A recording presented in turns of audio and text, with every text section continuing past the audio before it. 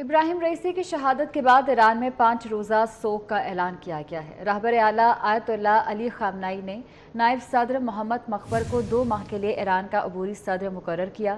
ایران کے عبوری صدر محمد مقبر نے علی باقری کو قائم مقام وزیر خارجہ مقرر کیا ہے۔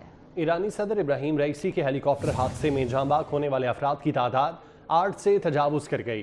جاں بحق ہونے والوں میں صدر رئیسی کے علاوہ ایرانی وزیر خارجہ امیر عبداللہان، مشرقی آذربائیجان کے گورنر مالک رحمتی، تبریز کے امام سید محمد الحشام، صدر کے سیکیورٹی یونٹ کے کمانڈر سردار سید مہدی، باڈی گارڈ اور ہیلی کاپٹر کا عملہ شامل ہے۔ ابراہیم رئیسی سمیت دیگر افراد کی میتیں قریبی شہر تبریز منتقل کی جا رہی ہیں۔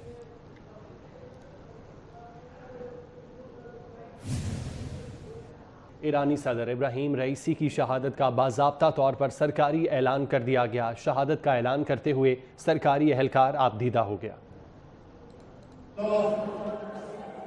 سید ابراہیم رئیسی خادم الرضا علیہ السلام کہ 3 سال پیش در سال روز ولادت امام رضا علیہ السلام 8مین رئیس جمهور ایران اسلامی شد،